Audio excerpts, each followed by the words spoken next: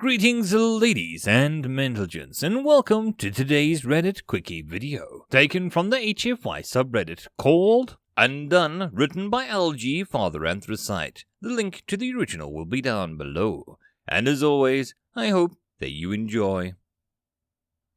Your Majesty, I am honored to be summoned, Davis. Please, Davis, we have been friends for many annums. You know you can call me by my name, said the king. He sat behind a large, ornate desk. His long, silvery hair blew in the gentle breeze, catching on the pointed ears. Davis looked at the elf, who was a high cheekbones and silver blue eyes. Davis was again reminded of the old ring trilogy from Earth.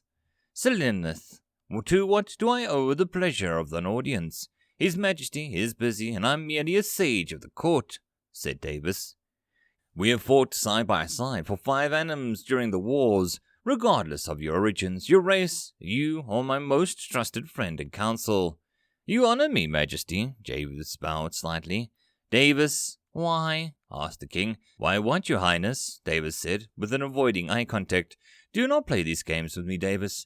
I know your tricks. I will not have it. Not on this. What reason do you have for rejecting the marriage to Salonia?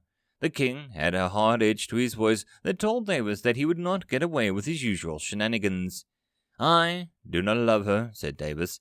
Preposterous! You spend nearly every meal with her. She was the only person you visited on your return from the Belligan campaign.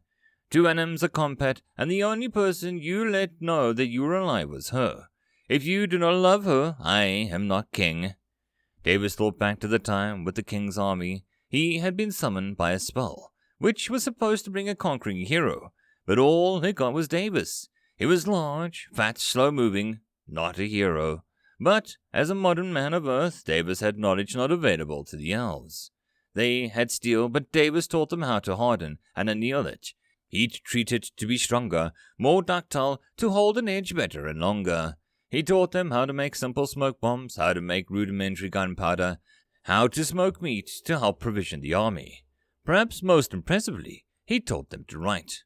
The elves had no written language. Almost all information was passed along through songs, which detailed manufacturing processes, family lineage, histories. It was important someone sang a song about it.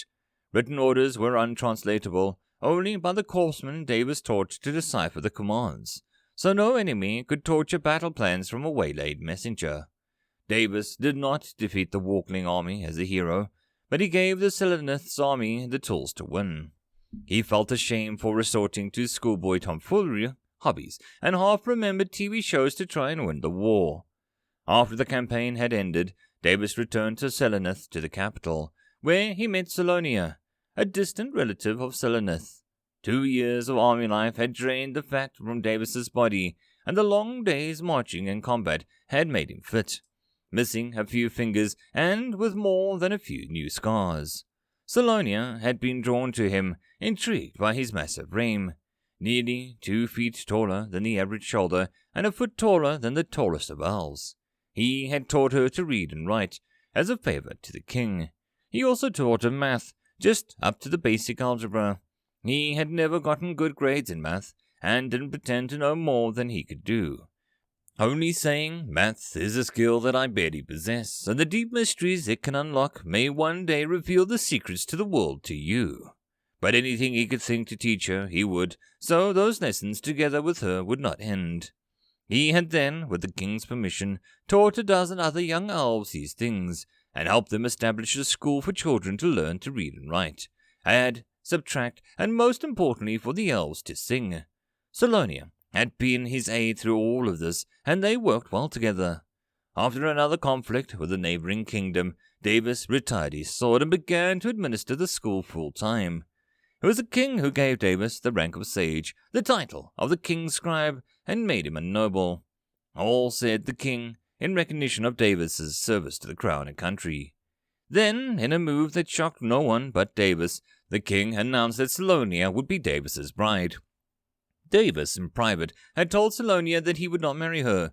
She told the king that she had been rejected, and the king, utterly confused, had called on his old friend to explain, leading to this very meeting.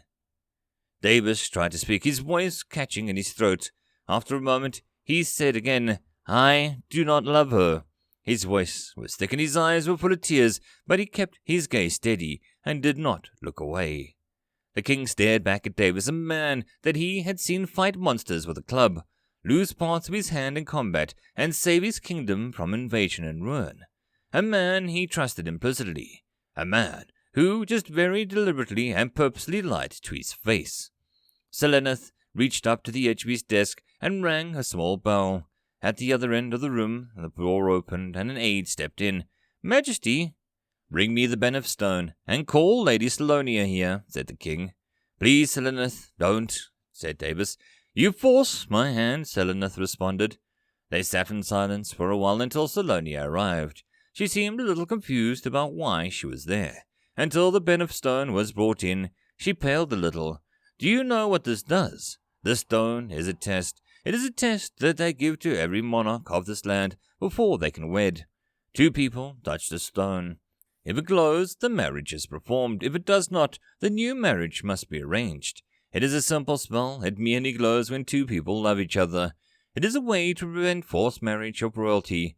Lady Salonia, please touch the stone." Salonia laid a hand on the stone. After a moment she removed her hand and stepped back. "Please, Selenith, do not make me do this," Davis pleaded. "Put your hand on the stone or tell me the reason you will not marry her." Davis swallowed hard. His mouth was suddenly dry. He reached out a trembling hand, one mangled by a bronze sword, scarred and half missing. He laid it on the stone. After a moment, a brilliant white light beamed out of the stone, causing everyone to turn away except Davis, who stood on one hand the stone and his face covered in tears. "While I was doing, you will see undone," said Davis quietly. After a few moments, the light favored. Salonia had been at first shocked and then briefly elated. Davis had loved her, and very deeply. The intensity of the glow had been almost painful. Then she saw him, face covered in tears, barely held in sobs causing his body to convulse. She looked worriedly at him and wiped a tear from his face. He took her hand and then held it gently in his. He did not look. "I cannot marry her. I will die, and she will be left a widow, and I do not wish that to be so alone," said Davis haltingly, trying very hard to keep his voice from cracking. He had learned during his time in the army that elves mated for life. "What nonsense! You are retired from fighting. You will not be killed. You will have a long and happy life together, and God's willing, many offspring to show for it," said the king, still angry at his old friend's refusal. "Your Majesty, do you not understand? I am not an elf. I'll only live for another 40 years. 60 at best. Humans rarely make it past 100 years. Salonia will be a widow for nearly 3 centuries if she married me. I cannot force such a thing onto her." Davis held her hand up to his face, kissed it softly and on her knuckles. "I am sorry, my love. I only wish to spare you pain. Please, forgive me." Lady Salonia was one of the students' favorite teachers. She taught reading and writing, and she taught the songs of the Wargling War and of the Belgian invasion. Many students were often moved to tears as she said the songs, recounting the tale of the hero who had saved them. A man who summoned from another world, who changed the course of history. A man who tried, according to the song, to throw away his heart, to save his love, and in the end, according to the songs, his love had found his heart, and brought it back to him, and saved him instead. And that, my friends, is the end of this Reddit Quickie. I hope that you enjoyed. If you would like to support this channel, there are numerous ways to do so, listed in the description down below. The easiest and best way would be to share this video and my channel as much as possible. I'll see you all in the next video, and I hope that you have a good one until then. Cheers.